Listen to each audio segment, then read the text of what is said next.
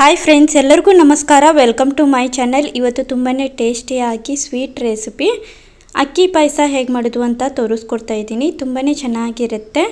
ಈ ದೇವರಿಗೆ ಅಂದರೆ ಮೊನ್ನೆ ವರಮಹಾಲಕ್ಷ್ಮಿ ಹಬ್ಬ ಮುಗೀತಲ್ವ, ಆವಾಗ ಕಳಶಕ್ಕೆ ಕೆಳಗಡೆ ಇಟ್ಟಿರ್ತೀವಲ್ವ ಅಕ್ಕಿಯನ್ನು, ಅದನ್ನು ಈ ಥರ ಸ್ವೀಟಾಗಿ ಮಾಡ್ಕೊಂಡ್ರೆ ಚೆನ್ನಾಗಿರುತ್ತೆ.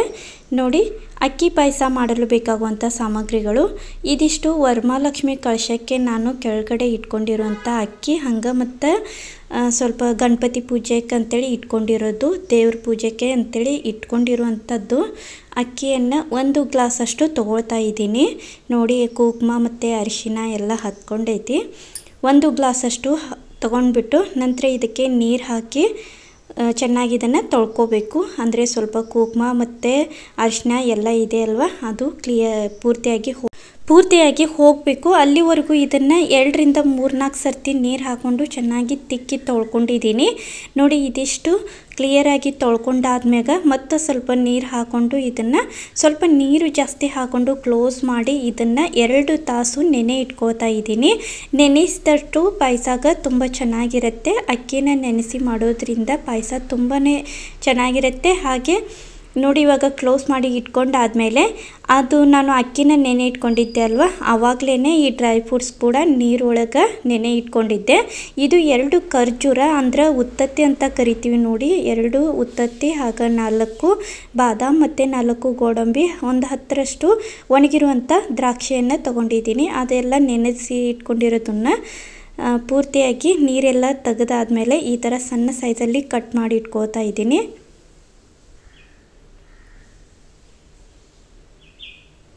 ಒಳಗಡೆ ಇರುವಂಥ ಅಂದರೆ ಖರ್ಜೂರದ ಒಳಗಡೆ ಬೀಜ ಇರುತ್ತಲ್ವ, ಅದನ್ನು ತೆಗೆದು ಅದು ಕೂಡ ಸಣ್ಣದಾಗಿ ಕಟ್ ಮಾಡಿ ಇಟ್ಕೋತಾ ಇದ್ದೀನಿ. ನೆನೆಸಿ ಹಾಕೋದ್ರಿಂದ ತುಂಬಾ ಚೆನ್ನಾಗಿರುತ್ತೆ, ಟೇಸ್ಟ್ ಸೂಪರಾಗಿರುತ್ತೆ. ನಂತರ ಇಲ್ಲಿ ಒಂದು ಪಾತ್ರೆಯನ್ನು ತೊಗೊಂಡಿದ್ದೀನಿ. ಅದಕ್ಕೆ ಒಂದು ಅರ್ಧ ಲೀಟರಷ್ಟು ಹಾಲನ್ನ ಕಟ್ ಮಾಡಿ ಹಾಕೊಳ್ತಾ ಇದ್ದೀನಿ. ನೋಡಿ, ಅರ್ಧ ಲೀಟರಿನ ಪ್ಯಾಕೆಟ್ ಹಾಲು.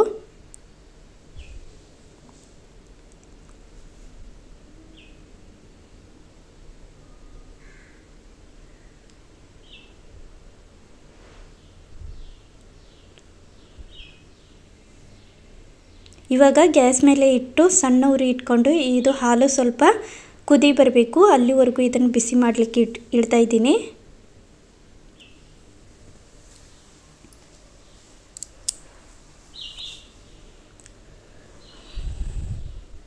ಯಾವುದೇ ಥರದ ಹಬ್ಬಗಳಲ್ಲಿ ಅಥವಾ ಪೂಜೆ ಟೈಮ್ದೊಳಗೆ ಈ ಥರ ಅಕ್ಕಿ ಪಾಯಸ ಮಾಡೋದ್ರಿಂದ ತುಂಬ ಚೆನ್ನಾಗಿರುತ್ತೆ. ದೇವರ ನೈವೇದ್ಯಕ್ಕೂ ಆಗುತ್ತೆ, ಹಾಗೆ ತಿನ್ನಬೇಕಾದ್ರೂ ತುಂಬ ರುಚಿಯಾಗಿರುತ್ತೆ. 1 ಬಟ್ಲಷ್ಟು ಸಕ್ಕರೆ ತೊಗೊಂಡಿದ್ದೀನಿ. ಹಾಗೆ 2 ಏಲಕ್ಕಿಯನ್ನು ಜಜ್ಜಿ ಪುಡಿ ಮಾಡಿ ಇಟ್ಕೊಂಡಿದ್ದೀನಿ. ಸಿಪ್ಪೆ ತೆಗೆದಿಲ್ಲ, ಹಾಗೆ ಇದನ್ನು ಜಜ್ಜಿ ಪುಡಿ ಮಾಡಿ ಇಟ್ಕೊಂಡಿರೋದು. ನೋಡಿ, ಇವಾಗ ತೋರಿಸ್ತಾ ಇರೋದು ನೆನೆಸಿ ಇಟ್ಕೊಂಡಿರುವಂಥದ್ದು ಅಕ್ಕಿ. ನೋಡಿ, ಇದು 1 ಗ್ಲಾಸಷ್ಟು ಅಕ್ಕಿನ ನೆನೆಸಿ ಇಟ್ಕೊಂಡಿರೋದು.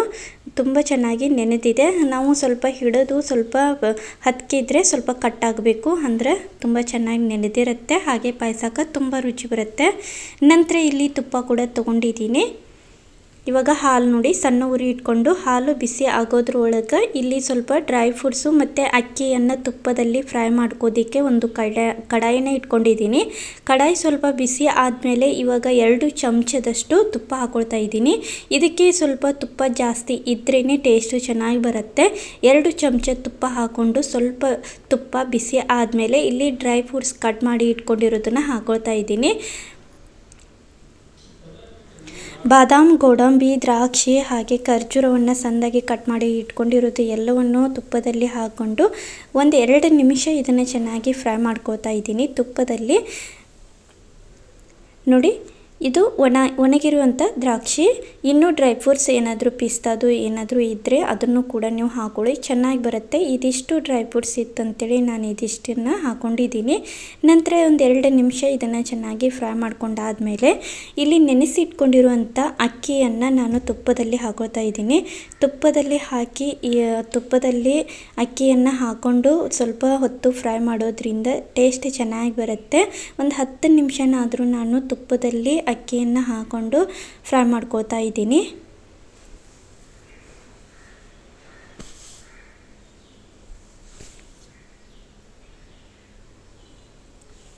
ಸಣ್ಣ ಉರಿ ಇಟ್ಕೊಂಡು ತುಪ್ಪದಲ್ಲಿ ಅಕ್ಕಿ ಹಾಕ್ಕೊಂಡು ಫ್ರೈ ಮಾಡ್ಕೊಳ್ಳಿ. ಟೇಸ್ಟ್ ಚೆನ್ನಾಗಿ ಬರುತ್ತೆ.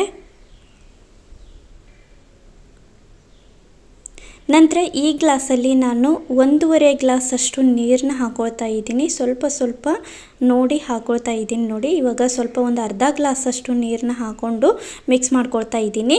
ನಾವು ಈ ತುಪ್ಪದಲ್ಲಿನೇ ಸ್ವಲ್ಪ ನೀರು ಹಾಕ್ಕೊಂಡು ಅನ್ನ ಮಾಡ್ಕೋಬೇಕಾಗತ್ತೆ. ಅಂದರೆ ಇದು ಸ್ವಲ್ಪ ಅನ್ನ ತುಂಬಾ ಮೆತ್ತಗಾಗಬೇಕು, ಅಲ್ಲಿವರೆಗೂ ಇದನ್ನು ಸ್ವಲ್ಪ ನೀರು ಹಾಕ್ಕೊಂಡು ಹುರಿದ್ಕೊಳ್ತಾ ಇದ್ದೀನಿ. ನಂತರ ಇವಾಗ ಇಲ್ಲಿ ಸೈಡಲ್ಲಿ ಇಟ್ಕೊಂಡಿರೋ ಹಾಲು ಕೂಡ ಕುದಿ ಬಂದಿದೆ ನೋಡಿ. ಇವಾಗ ಅದನ್ನು ಗ್ಯಾಸ್ ಆಫ್ ಮಾಡಿಬಿಟ್ಟು ಕೆಳಗಡೆ ಇಳಿಸಿ ಇಟ್ಕೊಳ್ತಾ ಇದ್ದೀನಿ. ಹಾಲು ನೀವು ಹಾಗೆ ಕೂಡ ಹಾಕೋಬಹುದು.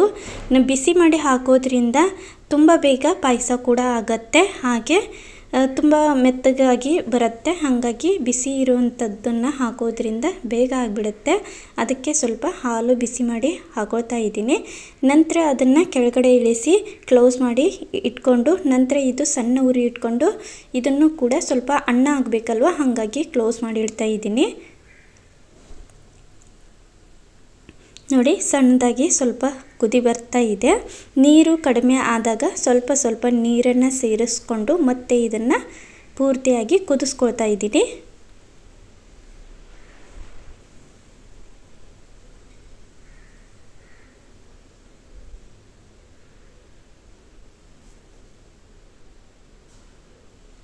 ನೋಡಿ ಇವಾಗ ಮತ್ತೆ ನೀರು ಹಾಕೊಳ್ತಾ ಇದ್ದೀನಿ. ನೀರು ಹಾಕ್ಕೊಂಡು ಮತ್ತೆ ಇವಾಗ ಮಿಕ್ಸ್ ಮಾಡಿಕೊಂಡು ಕ್ಲೋಸ್ ಮಾಡಿ ಇಡ್ತಾ ಇದ್ದೀನಿ. ಪೂರ್ತಿಯಾಗಿ ಅನ್ನ ಪೂರ್ತಿಯಾಗಿ ಮೆತ್ತಗಾಗಬೇಕು, ಅಲ್ಲಿವರೆಗೂ ಇದನ್ನು ಸ್ವಲ್ಪ ಕುದಿಸ್ಕೊಳ್ತಾ ಇದ್ದೀನಿ.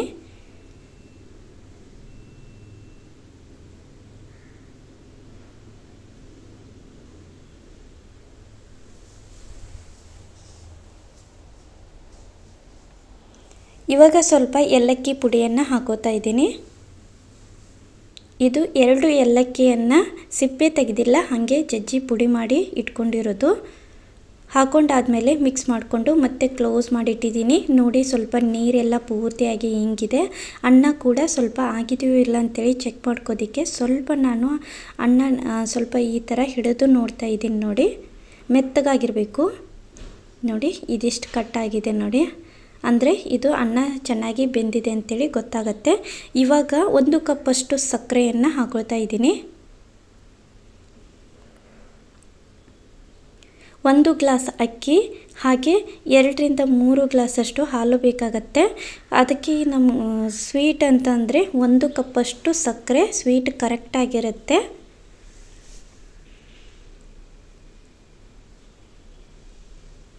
ಸಕ್ಕರೆ ಹಾಕ್ಕೊಂಡು ಮಿಕ್ಸ್ ಮಾಡ್ಕೋತಾ ಇದ್ದೀನಿ. ಪೂರ್ತಿಯಾಗಿ ಮೆಲ್ಟ್ ಆಗಬೇಕು ಸಕ್ಕರೆ ಎಲ್ಲ.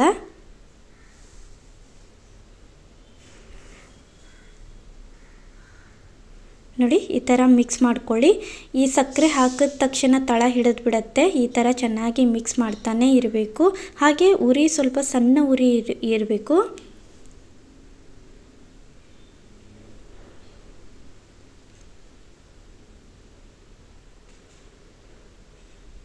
ಇವಾಗ ಸ್ವಲ್ಪ ಕ್ಲೋಸ್ ಮಾಡಿ ಇಡ್ತಾ ಇದ್ದೀನಿ.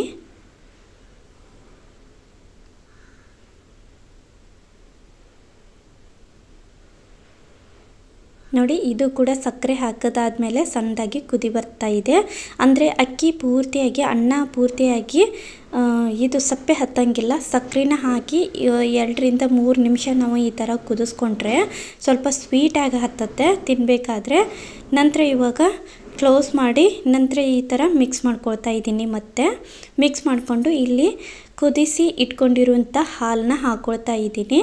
ನೋಡಿ ನಾನು ಇದರಲ್ಲಿ ಪೂರ್ತಿಯಾಗಿ ಹಾಲನ್ನ ಹಾಕ್ಕೊಂಡಿಲ್ಲ, ಒಂದು ಅರ್ಧದಷ್ಟು ಹಾಲನ್ನ ಹಾಕ್ಕೊಂಡಿದ್ದೀನಿ. ನಂತರ ಇದಿಷ್ಟು ಹಾಲನ್ನು ಹಾಕ್ಕೊಂಡು ಚೆನ್ನಾಗಿ ಇದನ್ನು ಮಿಕ್ಸ್ ಮಾಡ್ಕೊಳ್ತಾ ಇದ್ದೀನಿ. ಮಿಕ್ಸ್ ಮಾಡಿಕೊಂಡು ಒಂದು 5ರಿಂದ 10 ನಿಮಿಷ ನಾವು ಹಾಲು ಹಾಕ್ಕೊಂಡು ಕುದಿಸ್ಕೊಂಡು ನಂತರ ಇದು ಸ್ವಲ್ಪ ಗಟ್ಟಿ ಆಗುತ್ತೆ. ಪೂರ್ತಿಯಾಗಿ ಇದು ತಣ್ಣಗಾದ್ಮೇಲೆ ಗಟ್ಟಿ ಆಗುತ್ತೆ. ಗಟ್ಟಿ ಆದಾಗ ನೀವು ಆ ಹಾಲನ್ನು ಹಾಕಿ ಮತ್ತು ನೀವು ತೆಳುವಾಗಿ ಮಾಡ್ಕೋಬಹುದು. ಮತ್ತು ಜಾಸ್ತಿ ತೆಳುವಾಗಿದೆ ಅಂತ ಅಂದರೆ ಹೆದರೋ ಅವಶ್ಯಕತೆ ಇಲ್ಲ. ಪೂರ್ತಿಯಾಗಿ ಅದು ತಣ್ಣಗಾದ್ಮೇಲೆ ಗಟ್ಟಿ ಆಗುತ್ತೆ. ನೋಡಿ ಈ ಥರ ಮಿಕ್ಸ್ ಮಾಡಿಕೊಂಡು ಉಳಿದಿರೋ ಹಾಲು ಕೂಡ ನಾನು ಹಾಕ್ಕೊಂಡಿದ್ದೀನಿ. ಹಾಕ್ಕೊಂಡು ಈ ಥರ ನೋಡಿ ಇವಾಗ ಇದಿಷ್ಟು ತೆಳುವಾಗಿದ್ದಾಗಲೇ ನಾವು ಕ್ಲೋಸ್ ಮಾಡಿ ಇಟ್ಬಿಡಬೇಕು. ಗ್ಯಾಸ್ ಆಫ್ ಮಾಡಿಬಿಟ್ಟು ನೋಡಿ ಇವಾಗ ತೋರಿಸ್ತಾ ಇದ್ದೀನಿ.